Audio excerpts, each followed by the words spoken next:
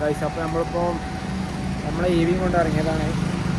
നമ്മളിപ്പോൾ വന്ന് നാട്ടിൽ നിന്ന് പോകുന്നതൊരു 1 മണിക്കൂർ കഴിഞ്ഞ് വണ്ടിയിൽ ചെറുതായിട്ട് ചാർജ് കമ്മിയാണ്. EV കൊണ്ട് ഇവിടത്തേക്ക് പോകാൻ കഴിയുമെന്ന് നോക്കുക. നമുക്ക് ഏതായാലും പ്രിയദർശിനിയൊന്നും ഇല്ലല്ലോ, ബസ്സിന് ഏതായാലും ഫ്രീ യാത്രയൊന്നും ഇല്ലാത്തതുകൊണ്ട് നമ്മൾ EV കൊണ്ട് ഇറങ്ങി. വണ്ടി ഇപ്പം ചാർജിങ്ങിലാണുള്ളത്. ചാർജ് കുത്തിച്ചിട്ട് ഒരു 1/2 മണിക്കൂറായി. എപ്പോഴും ഫുള്ളാവുമെന്നറിയില്ല. ബാക്കി വിശേഷങ്ങൾ വയ്യെ കാണാം. ഇപ്പോൾ ഉള്ളത് നാടുകാണി ചുരം.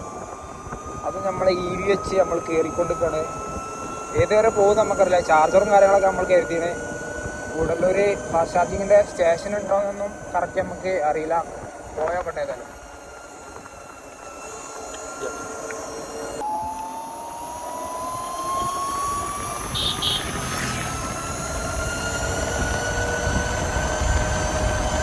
അപ്പം ഞങ്ങൾ എത്രാമത്തെ വളവെന്നറിയില്ല. കുറച്ച് പോകും. നമ്മൾ ഒരു 8-10 കിലോമീറ്റർ നമ്മളിപ്പോൾ പോകും ചുരം. കുഴപ്പമില്ല, വണ്ടി സ്മൂത്തായി കയറുന്നുണ്ട്. അധികം പ്രശ്നങ്ങളും കാര്യങ്ങളൊന്നും ഇപ്പം പറ്റില്ല. ഇപ്പോൾ ചെറുതായിട്ട് മഴയൊക്കെ ഉണ്ട്. മഴയൊക്കെ പൊടിയൽ തുടങ്ങി.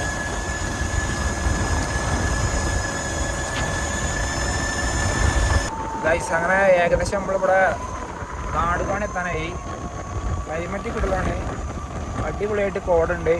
പക്ഷേ അത്ര കട്ടിങ്ങാനല്ലെങ്കിലും ഓക്കെയാണ്, കുഴപ്പമില്ല, ഓക്കെയാണ്. കിട്ടില്ല. ഒരു വീക്കെൻഡൊക്കെ എൻജോയ് ചെയ്യാൻ പോസിബിളാണ്. എല്ലാവരും മാക്സിമം വരാൻ നോക്കുക, എൻജോയ് ചെയ്യുക. ബ്ലോക്കും കാര്യങ്ങളൊന്നുമില്ല. വെക്കേഷനൊക്കെ കഴിഞ്ഞുകൊണ്ടായിരിക്കും. ഗൈസ്, അങ്ങനെ അപ്പോൾ ഞങ്ങൾ ഗൂഡല്ലൂർ ഡ്രോപ്പ് ചെയ്തു. ഇവിടെ നാടുകാണി എത്തിയപ്പോൾ ഹട്ടിക്ക് പോകാനുള്ള ചാർജുള്ളൂ. തിരിച്ച് നാട്ടിൽ എത്തണം. അപ്പോൾ നമ്മളിപ്പോൾ ഹട്ടി റോട്ടിൽ ഇങ്ങനെ പോയോണ്ടിരിക്കുകയാണ്. അവിടെ എന്താ സ്ഥിതി എന്താണെന്ന് നമുക്കറിയില്ല. ഒന്ന് പോയി വെച്ചിട്ട് വീഡിയോയിൽ കാണാം.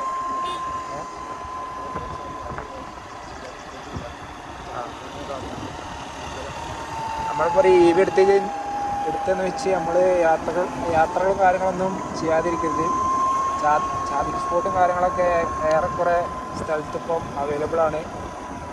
ഇനിയും ചാർജിങ് ബോട്ട് വരും എന്ന് വിചാരിക്കുക.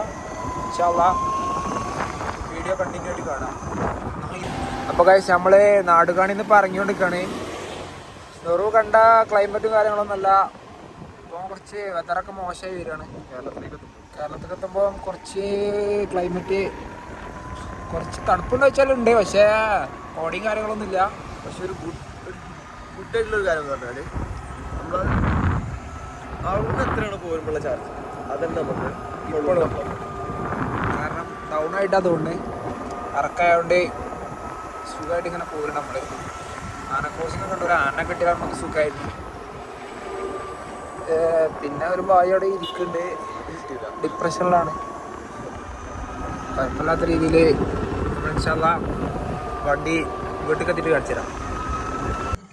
അപ്പോൾ ഗൈസ്, നമ്മളിപ്പോൾ നാടുകാണിയൊക്കെ പോയി വന്നു. വണ്ടിയിൽ ഏകദേശം ചാർജ് ബാക്കിയുണ്ട്. നമ്മൾ 3 വട്ടം കുത്തിച്ചു. ചാർജ് എത്ര ഉണ്ടോ? ചാർജ് ഉണ്ടോ? 40%. ഇനിയൊരു കോഴിക്കോടൊക്കെ പോയി വരാം അല്ലേ? എങ്ങനെയുണ്ടായിരുന്നു ട്രിപ്പ്? അടിപൊളി അല്ലേ?